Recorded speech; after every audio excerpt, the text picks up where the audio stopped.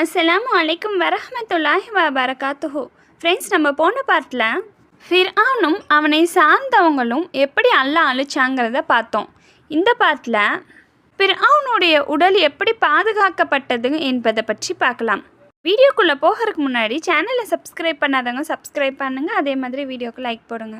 பாதுகாக்கப்பட்ட ஃபிர்ஆனின் உடல். ஃபிர்ஆனின் கொடுங்கோல் ஆட்சி எல்லை மீறவே மூசா அலைஹிஸ்ஸலாம் அவர்கள் இந்த மாதிரி துவா செய்தாங்க. அதாவது அந்த துவாவை பற்றி அல்லாஹ் தன் திருமறையில் 10வது அத்தியாயத்தில் 88வது வசனத்தில், எங்கள் இறைவா, நிச்சயமாக நீ ஃபிர்ஆனுக்கும் அவனது சபையாருக்கும் இந்த உலக வாழ்க்கையில் அலங்காரத்தையும் செல்வங்களையும் அளித்திருக்கிறாய்.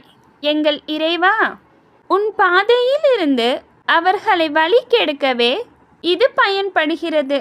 எங்கள் இறைவா, அவர்கள் செல்வங்களை அழித்து அவர்களின் உள்ளங்களையும் கடினமாக்குவாயாக. துன்புறுத்தும் வேதனையை காணாமல் அவர்கள் நம்பிக்கை கொள்ள மாட்டார்கள் என மூசா கூறினார். மூசா அலைஹிஸ்ஸலாம் அவர்களின் பிரார்த்தனையை அல்லாஹ் ஏற்றுக்கொண்டான்.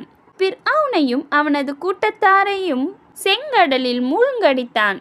ஃபிர்ஆனின் உடலை வருங்கால சந்ததிகளுக்கு அட்டாட்சியாக விட்டு வைத்தான். இதை பற்றியும் அல்லாஹ் தன் திருமறையில் 10வது அத்தியாயத்தில் 89வது to 92வது வசனம் வரைக்கும் கூறியிருக்கிறான்.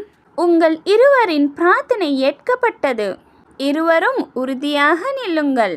அரியதோரின் பாதையை இருவரும் பின்பற்றாதீர்கள் என்று அல்லாஹ் கூறினான். இஸ்ரேலின் மக்களை கடலில் கடக்க செய்தோம்.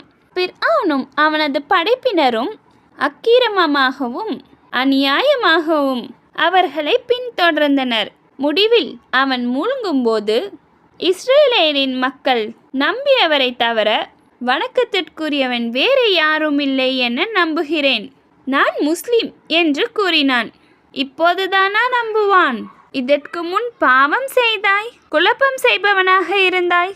உனக்கு பின் வருவோருக்கு நீ சான்றாக இருப்பதற்காக உன் உடலை இன்று பாதுகாப்போம் என்று கூறினோம். மனிதர்களில் அதிகமானோர் நமது சான்றுகளை அலட்சியம் செய்தோராகவே உள்ளனர். அல்லாஹ் ஃபிர்ஆனின் உடலை வருங்கால மக்களுக்கு சான்றாக வைத்திருப்பதாக கூறுகிறான். இதனை நபி ஸல்லல்லாஹு அலைஹி வஸல்லம் அவர்களும் தமது சமுதாய மக்களிடமும் முன்னறிவிப்பு செய்துள்ளார்கள். இதில் கவனிக்க வேண்டிய விஷயம் என்னவென்றால், கடலில் மூழ்கிய உடல் அழுகி கடல் வாழும் உயிரினங்களுக்கு இரையாகும் என்பதே நிதி. அந்த நிதியையும் மீறி அவனது உடல் பாதுகாக்கப்பட்டுள்ளது. அது மட்டுமில்ல, இறந்த உடலை ரசாயன பொருட்களின்